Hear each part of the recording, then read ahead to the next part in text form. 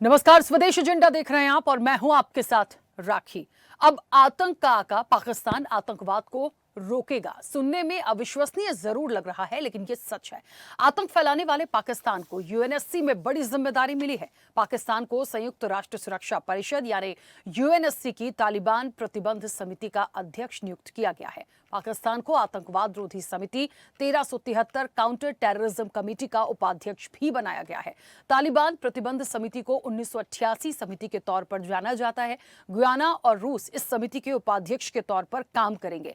ये समिति उन व्यक्तियों, समूहों और संस्थाओं की आर्थिक संपत्ति फ्रीज करने, यात्रा और हथियारों पर प्रतिबंध लगाने जैसे फैसले लेती है जो अफगानिस्तान की शांति, स्थिरता और सुरक्षा के लिए खतरा माने जाते हैं। ऐसे में खुद अशांति फैलाने वाला पाकिस्तान कैसे शांति के लिए काम कर सकता है और पूरे देश में आतंक के लिए पहचाने वाले पाकिस्तान को ये जिम्मेदारी क्यों, ये एक बड़ा सवाल है। आज हम चर्चा भी इसी पर करेंगे। उससे पहले देखिए ये रिपोर्ट।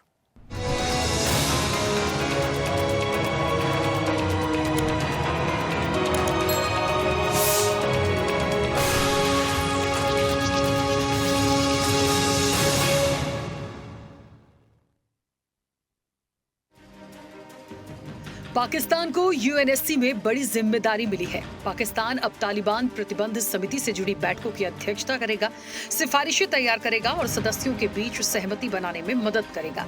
तालिबान प्रतिबंध समिति पहले आईएसआईएल और अलकायदा से जुड़े आतंकियों की निगरानी करती थी। बाद में इसे यूएनएससी के प्रस्ताव 1988 के तहत 2011 में फिर से अलग तौर पर संगठित किया गया ताकि इसे तालिबान पर फोकस किया जा सके। पाकिस्तान को ये जिम्मेदारी ऐसे समय में मिली है जब वो तालिबान से संबंध सुधारने की कोशिश कर रहा है। पिछले महीने ही चीन के जरिए तालिबान और पाकिस्तान के विदेश मंत्रियों की मुलाकात हुई थी। पाकिस्तान को आतंकवाद रोधी समिति 1373 काउंटर टेररिज्म कमेटी का उपाध्यक्ष भी बनाया गया है। आतंक रोधी समिति पूरी दुनिया में आतंकवाद से लड़ने में मदद करती है। वहीं तालिबान प्रतिबंध समिति का काम अफगानिस्तान की शांति और सुरक्षा के लिए खतरा पैदा करने वाले आतंकियों पर प्रतिबंध लगाना है। कई अन्य देशों की भी जिम्मेदारी तय की गई है, जिसमें अल्जीरिया को आतंकवाद रोधी समिति का अध्यक्ष बनाया गया है। फ्रांस और रूस को पाकिस्तान के साथ कमेटी का उपाध्यक्ष बनाया गया है। आतंकवाद रोधी समिति के पास खुद से सजा देने या कार्रवाई करने का अधिकार नहीं है, लेकिन ये सदस्य देशों की गतिविधियों की निगरानी करती हैं और उन्हें सुझाव देती हैं कि वे आतंकवाद के खिलाफ क्या कदम उठाएं। तालिबान प्रतिबंध समिति की अध्यक्षता हर साल बदलती है। ये भूमिका किसी सदस्य देश को दी जाती है। 2025 में इस समिति की अध्यक्षता अल्जीरिया को मिली है, जबकि पाकिस्तान समेत 3 देशों को उपाध्यक्ष बनाया गया है। भारत ने 2022 में इस समिति की अध्यक्षता की थी। ये अध्यक्षता भारत को 2021-2022 के लिए अस्थायी सदस्य चुने जाने के बाद मिली थी। तालिबान प्रतिबंध समिति और आतंक रोधी समिति दोनों ही संयुक्त राष्ट्र सुरक्षा परिषद की समितियां हैं, लेकिन इनके काम और दायरे अलग अलग हैं। उधर भारत बार बार ये मुद्दा उठाता रहा है कि पाकिस्तान यूनाइटेड नेशन के नामित आतंकवादियों और आतंकी संगठनों को सबसे अधिक संख्या में पनाह देता है। अलकायदा नेता ओसामा बिन लादेन को पाकिस्तान के एबटाबाद में छिपा हुआ पाया गया था और 2011 में अमेरिकी नौसेना ने सील ऑपरेशन में उसे मार गिराया था। गौरतलब है कि पाकिस्तान 2025-26 के कार्यकाल के लिए 15 देशों की संयुक्त राष्ट्र सुरक्षा परिषद का एक अस्थायी सदस्य है। सुरक्षा परिषद में 5 स्थायी सदस्य हैं: चीन, फ्रांस, रूस, ब्रिटेन और अमेरिका। पाकिस्तान के अलावा वर्तमान गैर स्थायी सदस्य Algeria, Denmark, Greece, Guyana, Panama, दक्षिण कोरिया, सिएरा लियोन, स्लोवेनिया और सोमालिया हैं। माना जा रहा है कि पाकिस्तान से हाफिज सईद और अजहर मसूद जैसे आतंकी आतंकवाद को रोकने का संदेश देंगे, लेकिन क्या ऐसा हो सकता है?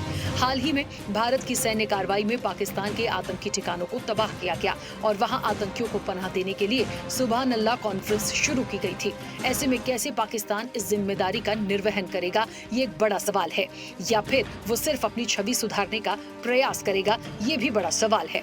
बहरहाल भारत समय समय पर पाकिस्तान को बेनकाब करता रहा है। हाल ही में पहलगाम में हुए आतंकी हमले के बाद ऑपरेशन सिंदूर के जरिए आतंक के आका को मुंहतोड़ जवाब दिया गया। इतना ही नहीं, देश से अलग अलग डेलीगेशन भी भेजे गए जो आतंकवाद परस्त पाकिस्तान की मंशा उजागर कर आतंकवाद को समर्थन करने वाले देश का बहिष्कार करेंगे। ऐसे में यूएनएससी से मिली नई जिम्मेदारी क्या पाकिस्तान निभा पाएगा? रग रग में आतंक को बसाने वाला पाकिस्तान आतंकवाद को रोकने के लिए कैसे भूमिका निभा पाएगा, ये अहम सवाल है। चैनल हेड आरपी श्रीवास्तव के साथ एग्जीक्यूटिव एडिटर राखी वर्मा की रिपोर्ट।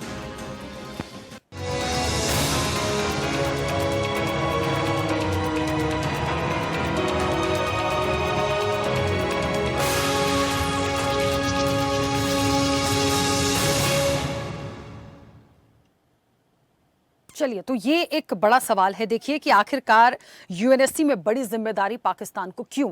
क्योंकि ये जो समिति है, ये जिन मकसद से काम करती है, वहां तो इन सबको एक बैन किया जाना चाहिए। आप आतंकी किसी भी गतिविधि में हैं, उन पर आपको निगरानी रखनी है, कोई भी ऐसी एक्टिविटी नहीं होगी, उसके लिए ये समिति है। लेकिन पाकिस्तान को आपने ये जो जिम्मेदारी दी है, उसके पीछे का मुख्य मायने क्या है? अपने आप पे सवाल है। देखिए, क्या जताना चाहते हैं, दिखाना चाहते हैं जो देश हैं, जो गैर अस्थायी सदस्य भी हैं, बहुत सारी बातें हैं इसके पीछे कि आखिरकार पाकिस्तान यहां पर क्यों, यूएनएससी ने यह फैसला क्यों लिया, ये जिम्मेदारी क्यों दी, ये क्या दिखाती है। हम सीधे चर्चा पर चलेंगे। हमारे साथ मेहमान जुड़े हैं। सबसे पहले आपका परिचय करा दें। भारतीय जनता पार्टी का पक्ष रखेंगे अनिल गोयल। अनिल जी, बहुत स्वागत चर्चा में जुड़ने के लिए। कांग्रेस का अब से कुछ देर में हमारे साथ पक्ष रखेंगे डॉक्टर एच.एन. उपाध्याय, फिलहाल हमारे साथ कनेक्ट नहीं है, उनका भी स्वागत है। विदेश मामलों के जानकार अनुपम तिवारी हमारे साथ जुड़े हैं। अनुपम जी, आपका भी बहुत स्वागत है। रक्षा विशेषज्ञ पीसी थपलियाल अब से कुछ देर में हमारे साथ जुड़ेंगे। थपलियाल जी, आपका भी बहुत स्वागत है। वरिष्ठ पत्रकार डॉक्टर कुमार राकेश अब से कुछ देर में हमारे साथ जुड़ेंगे। कुमार राकेश जी हमारे साथ जुड़ गए हैं, आपका भी स्वागत है। और स्वदेश न्यूज के channel head RP Srivastava ji हमारे साथ जुड़े हैं। आरपी श्रीवास्तव जी, आपका भी बहुत स्वागत है। मैं चर्चा की शुरुआत सबसे पहले अनुपम जी आपसे करूंगी। मुझे सुन पा रहे हैं? अनम्यूट कीजिएगा प्लीज, आवाज नहीं आ रही आपकी। अनुपम जी, अनुपम जी बोलिए। राखी, मैं आपको सुन पा रहा हूं। हाँ, ठीक है। अनुपम जी, सबसे बड़ा सवाल ये है, आज दो तीन बातें हैं जिन्हें समझने की कोशिश करनी पड़ रही है, क्योंकि आप विदेश मामलों के जानकार हैं, बहुत अच्छे से इसका जवाब देंगे, इसलिए मैंने पहला सवाल भी आपसे लिया। यूएनएससी को क्या जरूरत आन पड़ी कि पाकिस्तान को आप ऐसी जिम्मेदारी दे रहे हैं जो खुद आतंक की निगरानी करे या उसे रोकने का काम करे? पूरी दुनिया, पूरा देश, मुझे लगता है हर स्टेट में ये मैसेज पहुंचाने की कोशिश की गई है और सब लोग जानते भी है कि पाकिस्तान क्या है। वो एक अलग बात है कि पाकिस्तान कभी अपने आप को आतंक का पनाहगार नहीं मानता, लेकिन लगातार जो चीजें आई हैं, जो लगातार चली आ रही हैं, वो तो सब दिखाती हैं। क्या यूएनएससी भी उसको उस जगह पे रखता है? इतनी तमाम बातें, इतने तमाम मैसेजेस पहुंचने के बाद आप उसे उसी की जिम्मेदारी दे रहे हैं? क्या मुख्य बात इसके पीछे हो सकती है? देखिए राखी, पहली बात तो हमको ये कि यूनाइटेड नेशन सिक्योरिटी काउंसिल का जो स्वरूप है वो अब लगभग डिफंक्ट हो चुका है। इस समय यूनाइटेड नेशन सिक्योरिटी काउंसिल की बात कोई गंभीरता से नहीं लेता। ये 5 जो परमानेंट मेंबर्स हैं, ये भी आपस में लड़ रहे हैं। आप देखें कि रशिया एक अलग पाले में है, अमेरिका अलग पाले में है, तमाम गुटबंदी चल रही है। तो यूनाइटेड नेशंस का ही अब अगर देखा जाए तो कोई खास महत्व नहीं रह जाता है। ऊपर से खासतौर पर अगर हम सिक्योरिटी काउंसिल की बात करें तो वो तो बिल्कुल से एक बिना दांत की एक ऐसी मशीनरी हो चुकी है जिसका कोई अब इस्तेमाल कर नहीं पा रहा है। लेकिन आज की परिस्थितियों में पाकिस्तान, जो कि इसका नॉन परमानेंट मेंबर है, कई सारे और भी मेंबर्स हैं, और जो 3 कमेटियां बनाई गई यूनाइटेड नेशन सिक्योरिटी काउंसिल में, उनमें से एक अहम कमेटी का अध्यक्ष उसको बनाया गया, चेयरमैन बनाया गया है, और एक दूसरी काउंटर टेररिज्म कमेटी का उसको वाइस चेयरमैन बनाया गया है। तो देखिए, पहली बात तो आपने अपने रिपोर्ट में ही दिखा दिया था, ये एक रूटीन काम है। यूनाइटेड नेशन सिक्योरिटी काउंसिल के नॉन परमानेंट मेंबर्स को कुछ ना कुछ जिम्मेदारियां दी जाती हैं। इससे पाकिस्तान को दी गई है। भारत को भी 2021-22 में काउंटर टेररिज्म कमेटी की जिम्मेदारी दी गई थी, चेयरमैन हम थे वहां पर। पाकिस्तान तो उस कमेटी का वाइस चेयरमैन है। अब रही दूसरी बात, दरअसल इस समय हमको ये समझना पड़ेगा, दुनिया में एक नया जियोपॉलिटिकल गेम चल रहा है। यहाँ पर जो बड़ी महाशक्तियां हैं, एक दूसरे को नीचा दिखाने के लिए, एक दूसरे को काउंटर करने के लिए पाकिस्तान जैसे देशों का उपयोग कर रही हैं। पाकिस्तान का काउंटर टेररिज्म कमेटी में और एंटी तालिबान कमेटी में आना सीधा सीधा ये दिखाता है कि चाइना की मनमानी यूनाइटेड नेशन सिक्योरिटी काउंसिल में चली है। चाइना चूंकि खुद वहां पर नहीं बैठ सकता था, नॉन परमानेंट मेंबर को ही बैठाना था, तो इसलिए उसने अपने मोहरे पाकिस्तान को आगे किया और बाकी सारे देश उस पर सहमत भी हो गए, क्योंकि और नॉन परमानेंट मेंबर्स को कोई खास दिक्कत थी नहीं, और सिक्योरिटी काउंसिल में जो परमानेंट मेंबर्स हैं उनको भी ये खेल खेलने में अब मजा आने लगा है। पाकिस्तान को सब जान रहे हैं, ऐसा नहीं है कि वो लोग अनजान है। हम लोग जिस बात को समझ रहे हैं उसको यूनाइटेड नेशंस के तमाम बड़े बड़े ब्यूरोक्रेट्स नहीं समझ रहे होंगे, सब समझ रहे हैं। लेकिन ये शय और म्याद का गेम है जिसके रिजल्ट्स आपको बाद में देखने को मिलेंगे, क्योंकि यहाँ पर पाकिस्तान सिर्फ एक मोहरा है और चाइना, रशिया, अमेरिका, इनके बीच में जो एक रस्साकशी का दौर चल रहा है इस समय, उसको देखना बहुत मजेदार रहने वाला है। अगर हम भारत के पर्सपेक्टिव से सोचें तो ऐसा कुछ भी नहीं है जिसकी वजह से हमको चिंतित होना चाहिए। पाकिस्तान चूंकि 2 साल के नॉन परमानेंट मेंबर है उस कमेटी, उस सिक्योरिटी काउंसिल का, तो उसको अलग अलग जिम्मेदारियां अलग अलग समय पे दी जाएंगी। ये उसका टर्म 2026 में खत्म हो जाएगा। उसके बाद कोई और जो नए डेलीगेट्स हैं वो नए देश बनाए जाएंगे, सिक्योरिटी काउंसिल में आएंगे। तो इसमें हमको घबराने की बात नहीं, लेकिन हाँ, आज के समय की अगर हम बात करें, ये वो समय है जब भारत और पाकिस्तान युद्ध में उलझे हुए थे अभी कुछ दिनों पहले तक, और अभी तक भारत की तरफ से उस ऑपरेशन को बंद नहीं किया गया जो पाकिस्तान के खिलाफ किया गया था। अभी तक हमारा ऑफिशियल स्टैंड यही है कि हम ऑपरेशन सिंदूर को हमने स्थगित किया है, साथ ही साथ इंडस वाटर ट्रीटी को हमने स्थगित किया है। तो ये आज के समय के लिहाज से बहुत इंपॉर्टेंट है, और भारत को इसके ऊपर लगातार एक दबाव की राजनीति यूनाइटेड नेशंस और तमाम फोरम में करनी पड़ेगी, और पाकिस्तान को उसकी हद में रहने के लिए लगातार प्रयासरत भारत को रहना पड़ेगा। बिल्कुल ठीक है, वापस आऊंगी। अनिल जी, मुझे सुन पा रहे हैं? हाँ राखी जी, सुन रहा हूं। अनिल जी, एक बात हो रही है कि भारत को समझना पड़ेगा, एक प्रेशर पॉलिटिक्स उनको करनी पड़ेगी, एक दबाव बनाने की कोशिश करनी पड़ेगी यूएन कंट्रीज के साथ, अपने सहयोगियों के साथ भी। ये कौन करेगा? बार बार विपक्ष एक बात सवाल उठा देता है कि किसको करना है, किसका नेतृत्व है। सरकार देखें, प्राइम मिनिस्टर देखें, हम कब बात करेंगे, कि हम क्यों बात नहीं कर सकते? और ये जो डिसीजन हुआ है इसे भारतीय जनता पार्टी अब कैसे लेगी? क्योंकि पाकिस्तान को पूरी तरह से बायकॉट करने के लिए पूरे डेलीगेशंस गए हैं। भ्रष्टाचार, आतंकवाद, तमाम बातों को लेकर पाकिस्तान को जितना भी हम कहते हैं ना कि कितने ही शब्द मैं बोल लूं कम पड़ जाएंगे, उनकी हर एक बात को बताने के लिए, दिखाने के लिए हमने सब कुछ कर लिया। बावजूद उसके यहां पर वो ये जिम्मेदारी यदि उसको मिल रही है, ये हमारे लिए एक बड़ा सवाल है। राखी जी, बिल्कुल आप ठीक कह रहे हो, और सही मायनों में आतंकवादी को आतंकवाद बचाने की जिम्मेदारी दी गई है। ये बड़ा हास्यास्पद विषय है। जहां तक भारत का सवाल है, भारत ने आतंकवाद के विषय को पूरे विश्व में हर समय पर लगातार उठा रहे हैं, लेकिन विश्व की जो सोच है, अगर उसके पास कोई अटैक होता है तो वो आतंकवादी अटैक है, और भारत पर होता तो पाकिस्तान और हिंदुस्तान का अंदरूनी मामला। ये विश्व का जो दोहरा मापदंड है, और विश्व को जो आज इस बात को हम लगातार समझाने की कोशिश कर रहे हैं और लगातार अपनी बात रख रहे हैं कि पाकिस्तान एक आतंकवादी देश है, पाकिस्तान में आतंकवादी पैदा होते हैं, पाकिस्तान आतंकवादियों को निर्यात करता है, और हम काफी हद तक काम समझाने में कामयाब भी हो रहे हैं। लेकिन जब देशों का हित अपने आपस में, जब बाकी देश जो दुविधा में है या उनके डबल मापदंड है, तो डबल मापदंड पर ऐसी परिस्थिति जो सामने आई है, तो हिंदुस्तान इस पर चुप नहीं बैठेगा। जो हमें कार्रवाई करनी है हम करेंगे, जहां पर अपनी बात रखनी है रखेंगे। लेकिन ये जो निश्चित तौर पर एक चिंता का विषय है कि बाकी विश्व आतंकवाद पर एकजुट नहीं हो रहा। हम अपनी बात समझाने की कोशिश कर रहे हैं, लेकिन वो हमेशा उनके अपने पर्सनल हित जो होते हैं ना जी, या जो गुटबाजी जिसे कहते हैं, कि मतलब चीन एक तरफ, पाकिस्तान एक तरफ, कुछ लोग अपने हितों को साधने के लिए, राजनीतिक हित साधने के लिए, इसका उद्देश्य आतंकवाद खत्म करना नहीं है।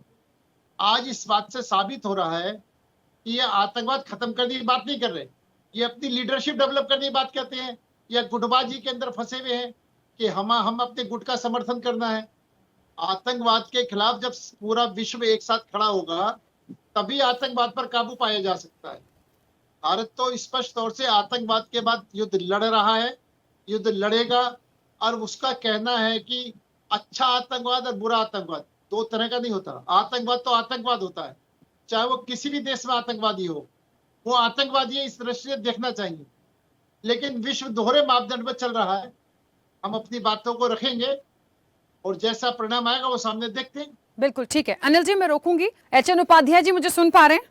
सुन रहे हैं मैडम। हाँ उपाध्याय जी, ये यूएनएससी में जो बड़ी जिम्मेदारी पाकिस्तान को मिली है, ठीक है, ये एक प्रोसेस का हिस्सा हो सकता है, हर साल बदलाव की बात होती है, लेकिन क्यों? सबसे बड़ा सवाल ये है, पाकिस्तान क्यों यहाँ पर? क्या आप इसके पीछे की वजह मानते हैं?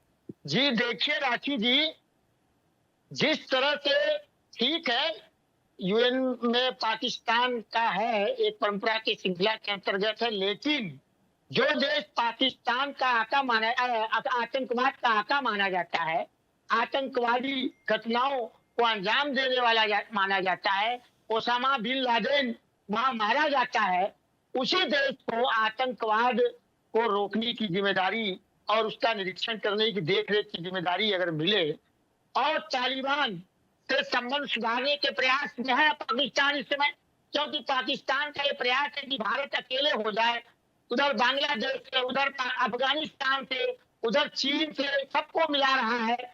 और देखिए ऑपरेशन सिंदूर के बाद जिस तरह से हम विदेश स्तर पर हमारी विदेश नीति फेल हुई है, हम अकेले पड़ गए हैं और पाकिस्तान को थोड़ा या ज्यादा समर्थन मिल रहा है।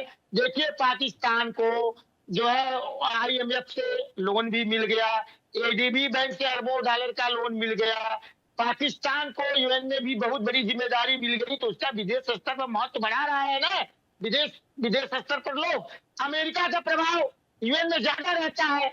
जहाँ तक सुरक्षा परिषद की बात है, 5 स्थायी सदस्य हैं, उसमें चीन है, अमेरिका का भी झुकाव उधर ही दिखाई दे रहा है।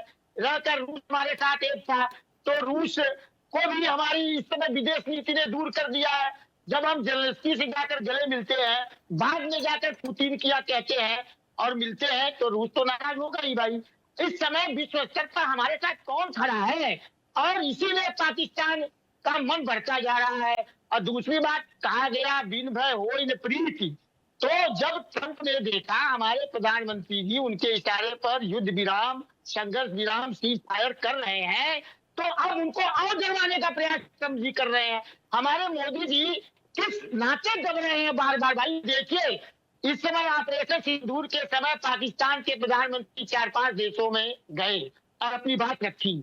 इससे तो यही पता चलता है कि उनकी बात को सुना जा रहा है, उनको जो है महत्व मिल रहा है। हमारे 4 प्रतिनिधिमंडल गए, वहां पर नाच गाना कर रहे हैं। इन लोगों ने क्या हासिल किया है ये भी तो यहाँ पर बताए। इसी के लिए तो दूसरे सत्र की मांग की जा रही थी कि जो हमने उपलब्धि हमारे प्रतिनिधिमंडल में गए, इन्होंने क्या बात हुई, कौन विदेश मंत्री मिला, कौन प्रधानमंत्री मिला, कौन राष्ट्रपति मिला, कितने मीडिया के लोग मिलकर प्रेस कॉन्फ्रेंस दिए। लेकिन यहाँ हमारी सरकार विशेष सत्र को न बुलाना पड़े, इसलिए 48 दिन पहले ही मानसून सत्र की घोषणा कर दे रही है कि जुलाई में मानसून सत्र प्रारंभ होगा। ठीक है, समझते 21 जुलाई या कुछ जुलाई। तो ये हमारी सरकार की कूटनीति फेल हो रही है, इसलिए पाकिस्तान का महत्व बढ़ता जा रहा है और हम जो है अकेला होते जा रहे हैं। हमारी बात कोई सुन नहीं रहा है। हमारे प्रधानमंत्री जी को विदेश स्तर पर जाना चाहिए, हम तो 5 देश का दौरा करते। आपने 72 देश की यात्रा कर ली 11 साल में, अरे इस समय 4-5 जगह गए होते। प्रधानमंत्री हमारे संरक्षक है, हमारी सरकार के मुखिया है, उनके में और अन्य लोगों में अंतर होता है। राखी पाकिस्तान का प्रधानमंत्री खुद गए, 4-5 जगह गए और अपनी अपनी बात रखे, और विश्व के लोग UN एक तरह से मोहर लगाया पाकिस्तान की बात पर। जो पाकिस्तान कहता है कि हम भारत में कोई आतंकवादी घटनाएं नहीं करते हैं, जबकि वो झूठ बोलता है। और ये तो वहां की सरकार राजनीतिक एजेंडे के तहत, राजनीतिक लाभ लेने के तहत कार्रवाई करती है, करवाती सब है और हमारे पर दोष मरती है। तो उसकी तो उससे मोहर लग रहा है कि नहीं उसकी बात पर। तो ये बहुत शर्म और लज्जा की बात है। और हमारे प्रधानमंत्री जी यहाँ जो है ऑपरेशन सिंदूर पर जो है रोड शो कर रहे हैं और हमारी बहादुर सेनाओं के मेहनत को अपना मेहनत बता रहे हैं। अरे आपको मेहनत जो करना था तो आप तो घर गए भैया, ठीक है उपाध्याय जी, और हमारे बहादुर सेनाओं के मेहनत पर पानी फेंक दिया और यहाँ पर आप रैली कर रहे हैं, रोड शो कर रहे हैं। तो विदेश नीति हमारी एकदम जो है बहुत कमजोर हो गई है। कभी इतना 70-75 साल में इतनी गिरी हुई स्थिति में स्वतंत्रता के समय भी नहीं थी। नेहरू जी के समय ठीक है उपाध्याय जी, मैं रोकूंगी, वापस आऊंगी सर। कितना सम्मान था। ठीक है जी, चलिए। कुमार राकेश जी मुझे सुन पा रहे हैं? अनम्यूट कीजिएगा प्लीज, आवाज नहीं आ रही। हाँ जी जी जी। कुमार राकेश जी, एक लाइन में एक सवाल करूं तो ये पाकिस्तान को जो जिम्मेदारी मिली है इसके क्या मायने? सब अलग अलग बात कर रहे हैं। देखिए मुझे लगता है अनुपम जी ने एक बात रखी, क्योंकि वो विदेश मामलों के जानकार हैं, लेकिन फिर भी उनको लगता है कि भारत को इसके लिए थोड़ा कंसर्न होने की जरूरत है। आपके क्या माय, क्योंकि आप एक वरिष्ठ पत्रकार भी हैं, पाकिस्तान को इस वक्त कोई भी एक्सेप्ट करना नहीं चाहता है और चाहना भी नहीं चाहिए। हमारे डेलीगेशंस भी यही मैसेज देने के लिए अलग अलग देशों में गए, उसके बावजूद यूएनएससी की जिम्मेदारी क्या दिखाती है? इसमें मैं कई बातें देखता हूँ राखी, और कई इसमें फोन निकल के सामने आते हैं। जहां तक वैदेशिक मामले हैं तो कोई भी व्यक्ति किसी पार्टी का है यदि बोलता है उसको राष्ट्रहित का ख्याल रखना चाहिए, क्योंकि राष्ट्र से बड़ा कोई नहीं है। जिस तरह से अभी कांग्रेस के नेता राहुल गांधी सरेंडर मोदी और इस तरह की बातें कर रहे हैं और गलत बयानी कर रहे हैं, वो भी नहीं होनी चाहिए, कोई भी। लेकिन साथ साथ शशि थरूर जैसे विद्वान या प्रतिमा चतुर्वेदी जैसी जो विपक्ष की नेता हैं, या ओवैसी जैसे नेता जो देश के लिए बोल रहे हैं और पाकिस्तान को क्रिटिसाइज कर रहे हैं, वो वेलकम है। वो वास्तव में एक सम्मानजनक है, क्योंकि राष्ट्र से बड़ा कोई नहीं है। पार्टी पॉलिटिक्स आप अंदर कीजिए, देश से बाहर जाकर के देश की बुराई नहीं होनी चाहिए और देश की बात सोचना चाहिए। जो पाकिस्तान की बात है, वो मान लिया 8 महीने के लिए है, 1 साल के लिए है, 12 महीने के लिए है, यूएन का अपना साइकिल है। तीसरी बात, यूनाइटेड नेशन अपनी प्रासंगिकता खो चुका है। इसके बारे में कई बार कई मंचों पे विभिन्न देशों के नेताओं ने अपनी बातें रखी है, और पिछले 2021 में हमारे प्रधानमंत्री नरेंद्र भाई मोदी ने खुले शब्दों में कहा कि रिस्ट्रक्चर होना चाहिए, यूनाइटेड नेशन का रिफॉर्म होना चाहिए। पूरी तरह से सड़ चुकी है व्यवस्था। यूनाइटेड नेशन का देखिए, यदि दम होता, उसमें ताकत होती, तो इसराइल और ये जो पैलेस्टीन का युद्ध कब का रुक चुका होता। यदि यूनाइटेड नेशन की ताकत होती और औकात होता, तो ये रूस और यूक्रेन का युद्ध नहीं होता। तो मेन मुद्दा है कि जो बड़ी बनी है, जो बड़ी बनाई गई है, उसको किस तरह से देखा जाए। जो भी आप, जिसको भी आपने खेवनहार बनाया, वो कमजोर है और उसको अक्ल नहीं है, तो उसमें कोई कमेंट नहीं किया जा सकता। चौथी बात, पाकिस्तान टेररिस्ट स्टेट है, तो बेचारे जो बेनजीर भुट्टो के पुत्र हैं, बिलावल भुट्टो, कभी विदेश मंत्री भी रहे, मीना रब्बानी के साथ भी उनका कई तरह कहानियां आई।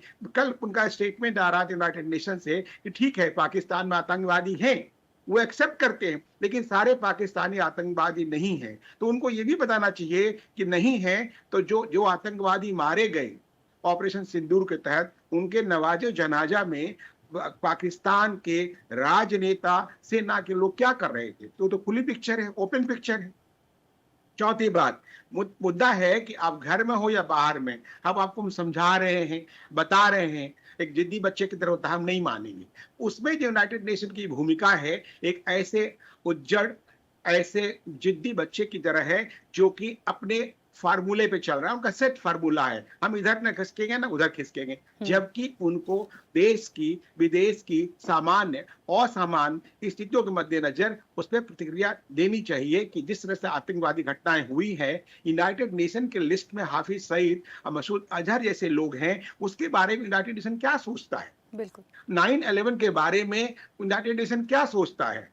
यूनाइटेड नेशन उसके बारे में क्या सोचता है जब अमेरिका ने पाकिस्तान के घर में घुसकर ओसामा बिन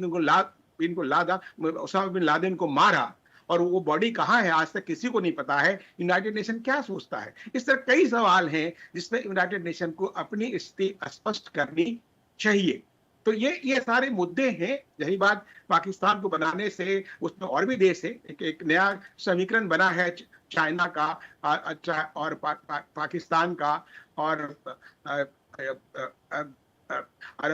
रशिया का, थोड़ा सा वो समीकरण एक नया डेवलप हुआ है, कि परिप्रेक्ष्य में देखना है। लेकिन जैसा कि हमारे प्रधानमंत्री नरेंद्र भाई मोदी ने कहा है कि ऑपरेशन सिंदूर बंद नहीं हुआ है, वो जारी रहेगा। और जो स्थिति है, न्यूक्लियर ब्लैकमेलिंग की बात कह दी उन्होंने, वहां भी जो भी कंसर्न देश हैं वो एक्सपोज हो चुके हैं, उसमें अब किसी की दादागिरी नहीं चलने वाली है। त्रिपक्षीय वार्ता भारत पाकिस्तान के मामले में पूरी संसद एक मत है कि स्वीकार नहीं की जाएगी, भले कोई भी कैसा भी दावा करे। तो वस्तुस्थिति है कि उससे कोई खास फर्क नहीं पड़ना है। और वो अपने को, भाई आप 100 चूहे खा के बिल्ली चली हज को, तो वो फार्मूला पाकिस्तान पे लागू होता है, लेकिन वो कब तक, कैसे और क्यों, आने वाले समय बताएगा उसको कैसे क्या करना है और क्या नहीं करना। बिल्कुल।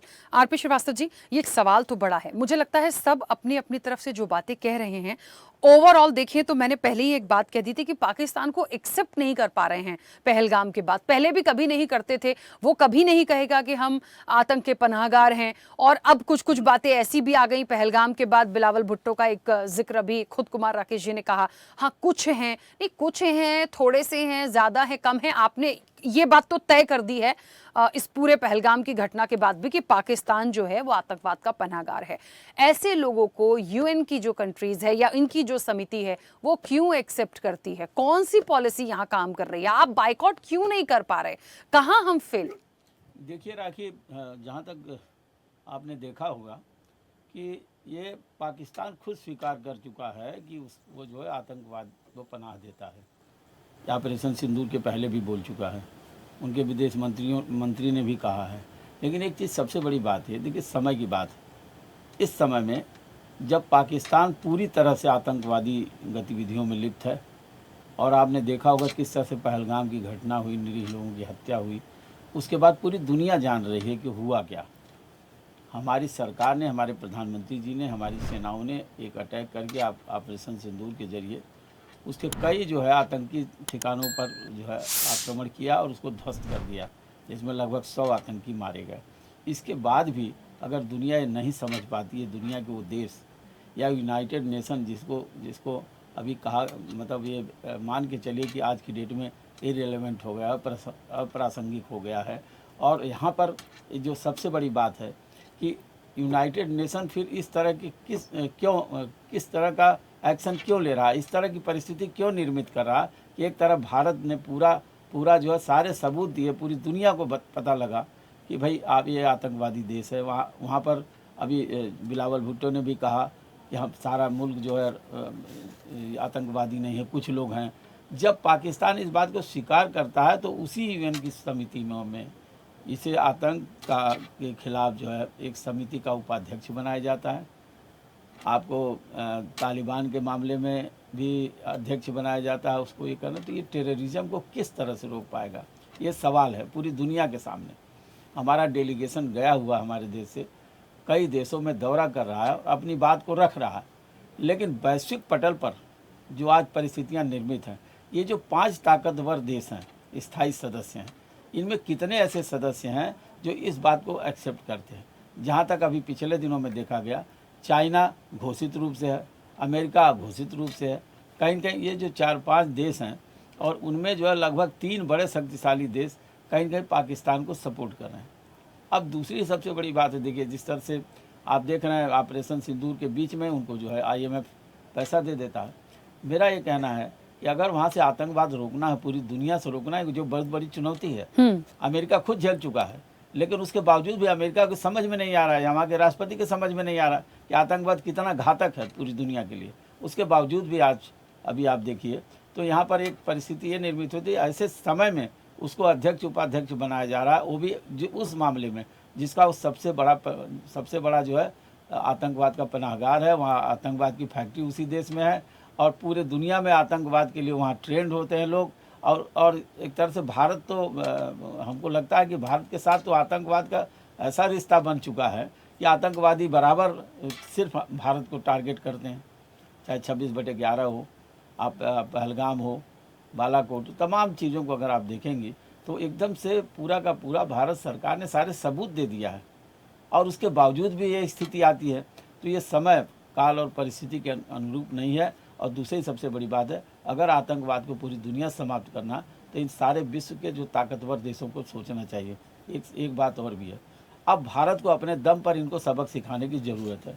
ऑपरेशन सिंदूर अभी बंद नहीं हुआ है, और हमें लगता है कि ये जो देश अपनी मोनोपोली चलाने की बात करते हैं, ऐसे आतंकवादी देश का सपोर्ट करते हैं जो घोषित रूप से आतंकवादी है, तो हमें लगता है कि अब समय आ गया भारत को एक नए सिरे से अपनी रणनीति और कूटनीति तैयार करने की।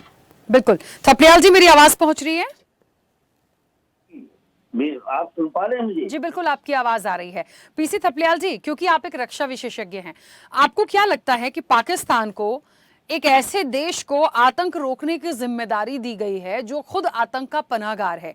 क्या ये किसी एक दूसरी रणनीति का हिस्सा लगता है? आप इसकी मुख्य वजह क्या मानते हैं?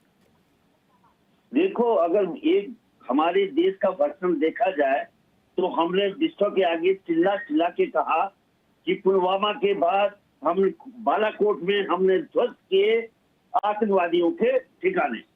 उसके बाद हम इस समय देश में चिल्ला कर कह रहे हैं कि हमने ऑपरेशन सिंदूर के माध्यम से पाकिस्तान के आतंकवादी संगठनों को ध्वस्त कर दिया है।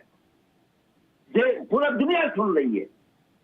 तो दोनों बार पाकिस्तान ने इसका मतलब हमें कोऑपरेट किया।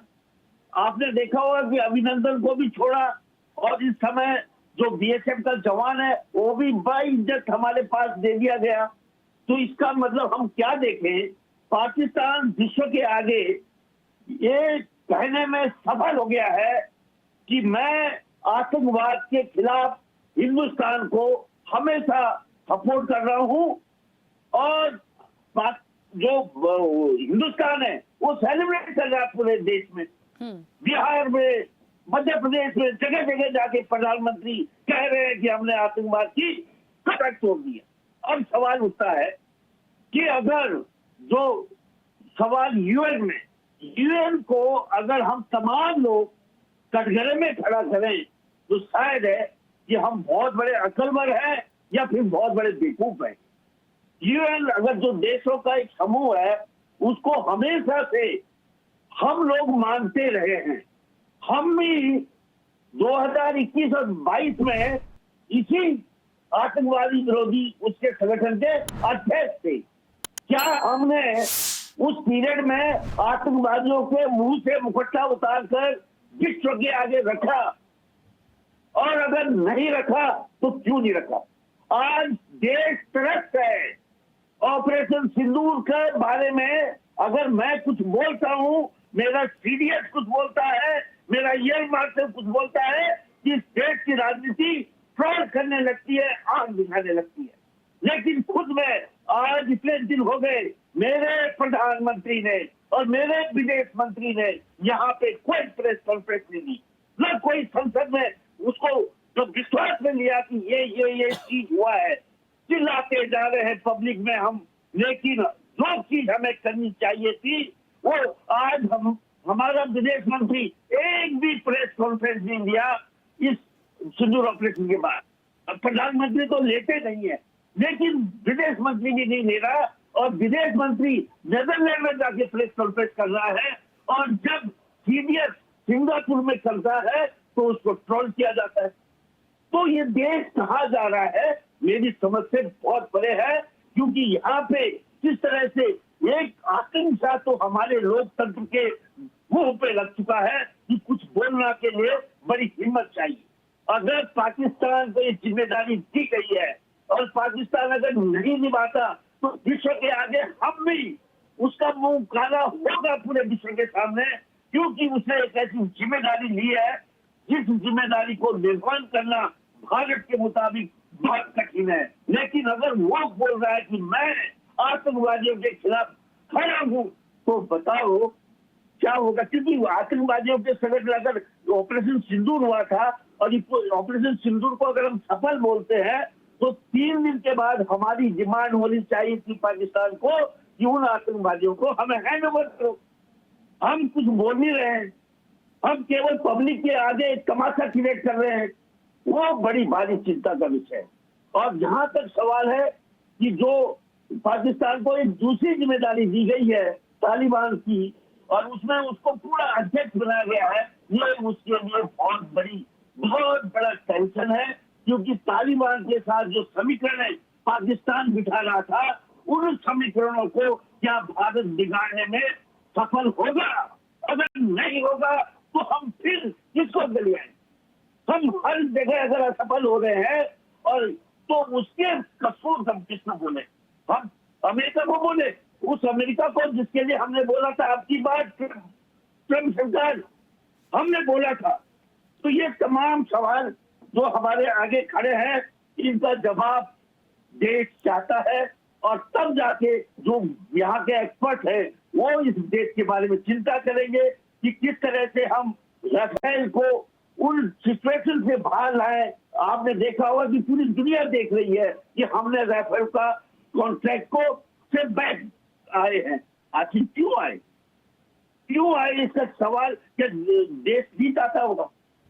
देश नहीं चाह रहा होगा कि क्यों हम रशिया से एक नया फाइटर्स के लिए डिमांड कर रहे हैं और हम वहीं से पाकिस्तान में कर रहा है।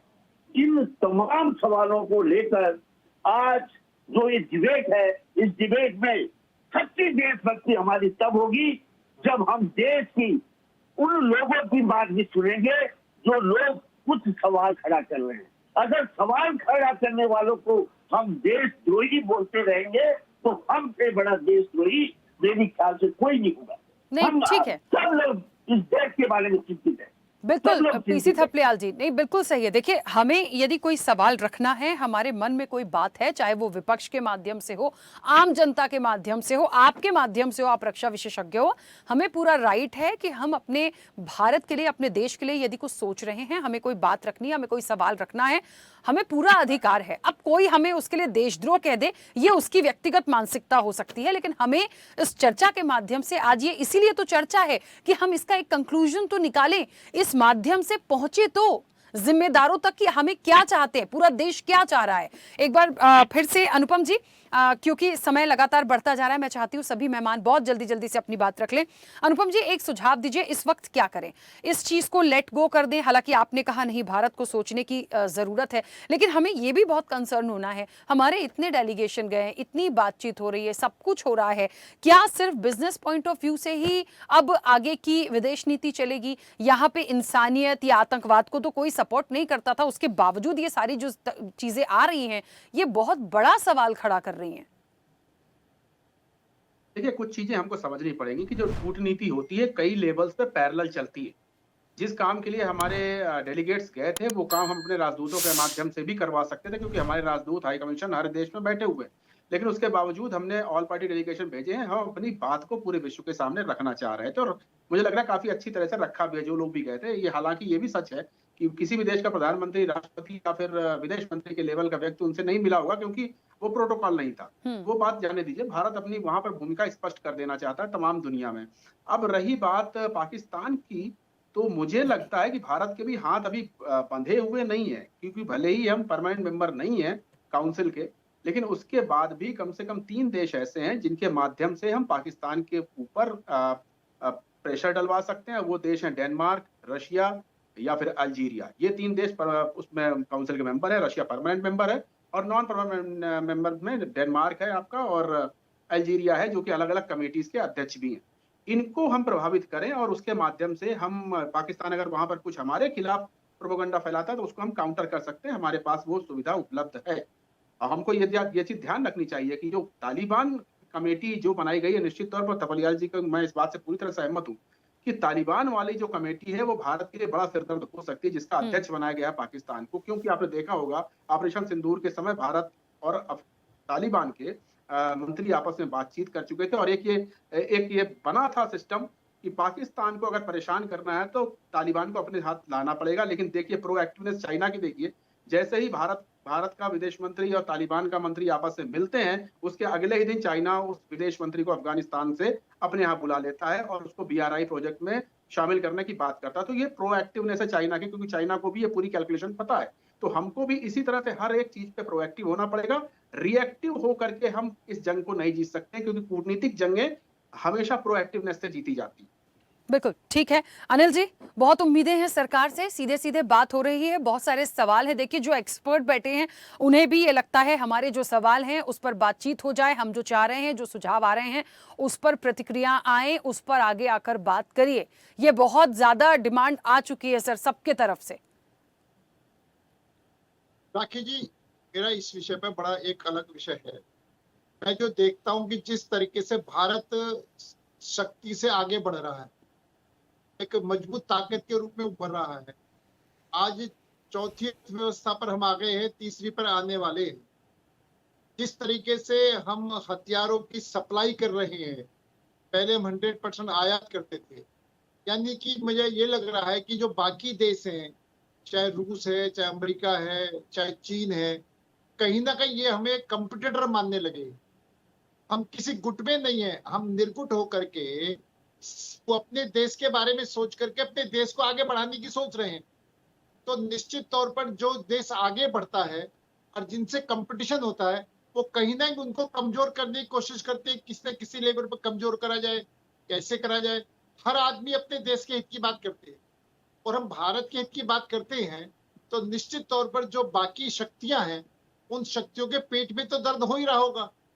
और हो सकता है कि उन्होंने इस बात को ध्यान में रखते हुए एक गलत फैसले पर चुप्पी साध ली है, और चुप्पी साधना भी उसका समर्थन करना है। तो मेरा ये कहना है कि भारत किसी भी तरह से झुकने वाला नहीं है। भारत अपनी बातों को हर मंच पर मजबूती से उठाएगा। तो अनिल जी, हम भारत किसी- अपनी बात बेबाकी से कह भी तो सकता है। जैसे डोनाल्ड ट्रंप यदि इतनी ताकत रख रहे हैं, सीज फायर की बात आ जाती है, तो हम क्यों नहीं कह पाते हैं? यदि ये समर्थन है, यदि पाकिस्तान यूएनएससी की इस जिम्मेदारी में आया है, हम कुछ नहीं बोल सकते?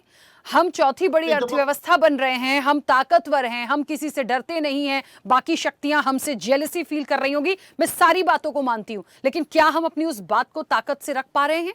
क्या हम उनको जवाब दे पा रहे हैं? राखी जी बिल्कुल ठीक है। अगर आप ताकत की बात कहते हो तो अमेरिका नहीं चाहता था हम रूस से तेल खरीदें, अमेरिका नहीं चाहता था हम रूस से S-400 खरीदें, लेकिन हमने अमेरिका के हित की बात नहीं करी, हमने अपने देश के हित की बात करी है। और निश्चित तौर पर आगे भी अगर मानो उसने कहा है कि मैंने मध्यस्थता करी है, हमने उसका विरोध करा है, हमने किसी के मध्यस्थता स्वीकार नहीं करी है। अगर पाकिस्तान ने हमसे गिड़गिड़ाया है, उससे रिक्वेस्ट करी है, तो हमने उसकी बात को माना है। आप ये बात मान के चले कि जिस तरह से तेजी से विश्व के अंदर एक शक्ति के रूप में भारत उभर रहा है, तो बाकी शक्तियां जो हैं निश्चित तौर पर अंदर खाने उनसे परेशानी हो रही होगी। वो ठीक है, वो नहीं कह पा रहे होंगे, लेकिन ये उनको पता है कि नरेंद्र मोदी जी हैं, वो देश हित के आगे किसी की भी नहीं सुनेंगे, चाहे कोई भी बड़े से बड़ा देश क्यों ना हो। और ये अमेरिका को कई बार वो बता चुके हैं, अमेरिका को कई बार महसूस हो चुका है कि मोदी जी सिर्फ देश हित की बात करेंगे, अमेरिका हित की बात नहीं करेंगे, किसी के भी हित की बात नहीं करेंगे। वो जहां उनका देश हित है, और इस बात को तो हमारा दुश्मन पाकिस्तान देश ही मानता है, पाकिस्तान की अब जनता भी मानती है कि प्रधानमंत्री हो तो नरेंद्र मोदी जैसा हो। देखिए, मुझे ऐसा लगता है अनिल जी, जो एक है। सुझाव अभी अनुपम जी ने दिया है ना कि डेनमार्क है, अल्जीरिया है, हम इनसे बात कर सकते हैं, हम इनके जरिए एक दबाव बनाने की कोशिश कर सकते हैं, तो हम बात करें ना। हमारे पास क्यों ऐसा अपडेट नहीं आता है कि हमारे यहाँ से विदेश नीति के तहत इस व्यक्ति ने बात करी, आज इस व्यक्ति का ये प्रोटोकॉल है, वो इनसे मिले, इनसे बात हुई। हम भी तो, मैं क्या कह रही हूँ, हमको ताकत से जवाब देना होगा, हमें अपनी बात रखनी होगी। हमें यदि कोई तोड़ने की कोशिश कर रहा है तो हम इतने ताकतवर हैं चौथी बड़ी अर्थव्यवस्था में आकर कि हमें कोई नहीं तोड़ पाएगा, लेकिन जो हमें काटने की, दबाने की कोशिश कर रहे हैं, हम उनको जवाब तो दें। हम ये थोड़ी बोल रहे हैं कि आप बताइए यदि ऐसा करेंगे तो क्या कोई हमारी डील प्रभावित कर देगा या हमें बड़ा नुकसान पहुंचा देगा, नहीं, मगर हम स्टैंड तो लें। हम वही नहीं कर पा रहे। थपलियाल जी भी इसी चीज को कह रहे हैं, हमें आगे तो बढ़े। राखी जी, निश्चित तौर पर उचित समय पर उचित स्थान पर बात रखी जाएगी, कहीं भी नहीं रखने का विषय नहीं है, आप इसकी बिल्कुल चिंता ना करें। लेकिन एक परिप्रेक्ष्य जो मैंने आपके सामने रखने की कोशिश करी है कि हो सकता है कि उन देशों के मन में इस तरह की शंकाएं हों, बिल्कुल जो हमारे अनुपम जी ने कहा है, हम उनसे सहमत हैं, और वो अपने हम सब जगह पर उचित समय पर उचित स्थान पर ये सब बातें करी जाएंगी। ठीक है, चलिए, समय की सीमा है। ठीक है, एच.एन. उपाध्याय जी, जल्दी से अपनी बात रखिएगा, जल्दी जल्दी से सबकी प्रतिक्रिया आ जाए। हाँ, बोलिए। देखिए राखी जी, जिस तरह से जब हमारे देश में कोई सवाल पूछता है तो इसको पाकिस्तानी कहा जाता है, देशद्रोही कहा जाता है, उसी तरह से अगर विश्व के लोग हमसे अलग हो रहे हैं, विदेश जो हमारे मित्र कभी रहे हैं, तो उनको यह कह देना कि वो हमसे जलते हैं, ज्वेलसी है, पेट में दर्द हो रहा है, ये ठीक नहीं है। अगर हमारे एक डिप्लोमेटिक संबंध नहीं होते कि 71 की लड़ाई में जब अमेरिका ने 7वां बेड़ा भेजा तो रूस ने अपनी सैन्य शक्ति का उपयोग करते हुए पनडुब्बियां भेजी, तो संबंध थे तभी ना। आप बताइए, रूस हमारा स्वाभाविक मित्र पहले से रहा है, और हमारे प्रधानमंत्री जी जाकर वहां कहते हैं अब की बात ट्रंप सरकार, ये कहाँ की विदेश नीति है, ये कहाँ की कूटनीति है। और अब अमेरिका कह रहा है जहां अब सही रास्ते पर आ रहा है भारत, अब जो है रूस से संबंध हमारे दूरी करके जो है अब सही रास्ते पर आ रहा है। अरे अमेरिका पर हम कैसे विश्वास करें भाई, वो हमारा कहाँ कहाँ साथ दिया है, क्या हम उसका मुखापेक्षी हो रहे हैं। और बार बार कह चुका है कि हमने ऑपरेशन सिंदूर में संघर्ष विराम कराया, अब हमारे प्रधानमंत्री जी एक बार भी उसका जवाब नहीं दिए। ठीक है, उपाध्याय जी, हमारे मित्र कह रहे हैं, एक मिनट, हमारे मित्र कह रहे हैं प्रधानमंत्री देश हित की बात करते हैं, ये देश हित की बात कभी नहीं करते हैं, ये मित्र हित की बात करते हैं। अमेरिका इनके कमजोर नेट को पकड़ा है, इनको मित्र को पकड़ा है, इसलिए हमारे देश की संप्रभुता, स्वाभिमान और सबसे खिलवाड़ कर रहे हैं। हमारा विश्व स्तर पर साथ एकदम गिरी हुई है इस समय। और ये केवल इस सरकार की वजह से। और नहीं, हमारे एचएन उपाध्याय जी, ऐसे वैश्विक बहुत स्तर पर विदेश जाते साखगिरी जी। ये तो मत बोलिए, ये अच्छा नहीं लग रहा सर, इसको तो एक्सेप्ट नहीं करें हम। कहाँ नहीं, वैश्विक स्तर पर नहीं, साख गिर नहीं, गई, ये मत बोलिए। देखिए विश्व गुरु की छवि हमारी कहाँ है? जहाँ आप पहले रहा अरे तो करती सर थी। बंद हो जाएगा, अभी तो मत बोलिए, अभी की स्थिति में तो हम कहाँ पहुंच रहे, ये मत बोलिए। बाकी सब चीजें आप बोल रहे हैं, सवाल उठा रहे हैं, ठीक है। अरे तालिबान का अध्यक्ष बन गया, तालिबान निगरानी समिति ठीक है। का अध्यक्ष बन गया। हम कब करेंगे? हमारी प्रधानमंत्री जी जिस तरह से हमारी क्रेडिट गिरा रहे हैं, जिस तरह से विदेश नीति के साथ। ठीक है अनिल जी उपाध्याय जी, एक मिनट रुकिए, समय की सीमा है। कुमार राकेश जी कुछ कहना चाह रहे हैं, प्लीज 1 मिनट रुकिए, 1 मिनट सर। कुमार राकेश जी जल्दी से अपनी बात रखिएगा, आरपी श्रीवास्तव जी भी अपनी पक्ष रखेंगे, जल्दी से प्लीज। ऑडियो गिरा दीजिए प्लीज उपाध्याय जी का और अनिल जी का ऑडियो बंद करिए इफ पॉसिबल प्लीज। उनका चुप तो कराइए, चुप नहीं हो रहे हैं। नहीं देखिए, मुद्दा राखी ये है, मैं पहले भी बोला फिर रिपीट कर रहा हूं, वो क्या रहा है कि पाकिस्तान हमारे कांग्रेस के विपक्षी नेताओं के वीडियो को, ऑडियो को, स्टेटमेंट को अपने सपोर्ट में यूनाइटेड नेशन में पेश कर रहा है कि भारत की स्थिति इतनी बुरी है कि इन्हीं के नेता इनको बुराई कर रहे हैं। इस बात को समझने की जरूरत है, इस बात। और एक बात उपाध्याय जैसे नेताओं को बता दूं, रिकॉर्ड रखी जाएगी, 1953 में लम्हों ने खता की सदियों सजा पाई, यूएनएससी का मेंबर बनना था भारत को, पंडित कहेगा नेहरू के कारण नहीं बना। भारत और चीन के बीच में जितना कचरा किया नेहरू जी ने, उतना किसी ने नहीं किया। 71 की लड़ाई की बात करते हैं, डॉक्यूमेंट की बात करूंगा मैं, इसमें बहस मत कीजिए आप। अरे आप ऐसे लोगों का फायदा उठाते हैं पाकिस्तानी लोग और जाकर के स्टेटमेंट देते हैं, और किसी G7 कंट्री में किसी से देख लीजिए। अरे शांत रहिए आप, बकवास किए जा रहे हैं, बिना आधार की बात करते हैं। G7 कंट्री में कोई भी विपक्ष होता है, लेकिन देश के खिलाफ कोई नहीं बोलता है। लेकिन ये यहाँ के लोग लगता है पाकिस्तान के पेरोल पे हैं या चाइना के पेरोल पे हैं। उपाध्याय जी, कुमार राकेश जी प्लीज सर, हम क्यों झगड़ा कर रहे हैं सर? शर्म आनी चाहिए। हम क्यों झगड़ा कर रहे हैं सर? हम अपने देश हित की बात करें, झगड़ा करने की कोई जरूरत ही नहीं। वही तो मैं बार-बार कह रहा हूं कि यहाँ देश के मामले में एकजुट होना चाहिए। आज की परिस्थिति में देखिए, झगड़ा करने या एक दूसरे को काउंटर करने से कोई मतलब नहीं है। सवाल ये है कि आतंकवादी देश को किस तरह से यूएनओ ने उसको जो उपाध्यक्ष बनाया आतंक विरोधी गतिविधियों का, और तालिबान की कमेटी का क्यों बनाया, ये सवाल है। अब प्रश्न यहाँ ये उठता है राखी कि हमें पूरी सतर्कता से काम करना होगा। भारत सरकार, प्रधानमंत्री जी, इनको या हमारी जो कूटनीतिक व्यवस्था है उसको मजबूती से रखना पड़ेगा, और इस बात को पूरी दुनिया को बताना पड़ेगा, चाहे भले उसके मित्र राष्ट्र को कितने भी ताकतवर हों। भारत उनसे कम ताकतवर नहीं है अपनी बात रखने में, और हमेशा रखता रहा, कोई नई बात नहीं है। जब जब जरूरत पड़ी तो भारत ने अपना पक्ष रखा।